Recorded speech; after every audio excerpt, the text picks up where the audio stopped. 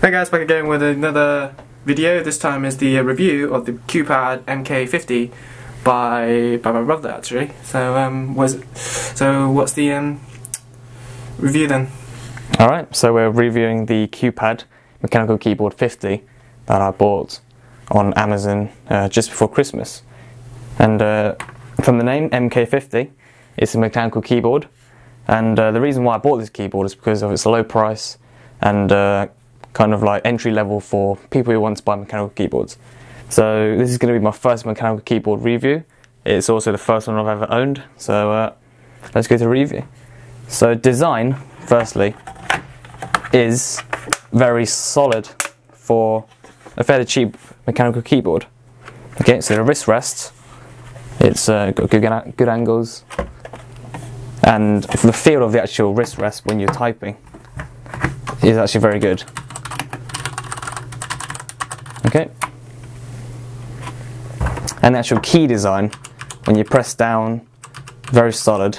Right here I'm using the mechanical keyboard red switches, the MX red switches, and that doesn't really have a tactile feedback, more of a smooth travel, so you don't get that really clicky sound on a blue or a brown when you click. But if you actually bottom out the keys, then it does kind of give like a weird like clicking sound, which I guess is alright. And moving to the back of the keyboard, it's just a normal straight design. It's got the barcode on it. It has the QPad MK-50 on it. It's pretty sleek, nothing too much about it. And the only complaint around the back is where you can see here you have a passport and USB. You have two USBs and you have an audio jack and microphone jack. Now the reason why this is quite bad is because that in the better version, the MK-80, okay, this is the low range version, and the MK-50 doesn't feature two ports for audio and two ports for USB. But how QPad have done it is they've just put a rubberized bit of plastic on it, and it doesn't really suit the keyboard that well, but you don't really see it that much, so it's not too much of a complaint, but that is something that could be improved in the future. So now looking at the key switches itself, using this keycap remover is really easy. It doesn't take anything at all. I'm just going to remove a couple more here. Now you can see with the red switches, it's really easy to press. It's like, compared to a membrane keyboard, it's so much easier to press because you don't get that really squishy feeling when you press a normal membrane keyboard. But the MX Reds are actually really good. It feels nice when you press it down, and there isn't a tactile feedback, but it's quite an enjoyable experience when you type. It feels quite nice, and it doesn't really hurt your fingers that much.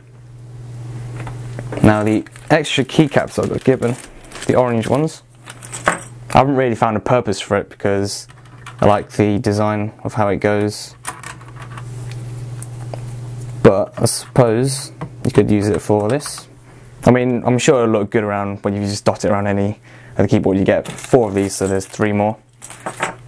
But yeah, it looks good and it feels pretty much the same, so no complaints there.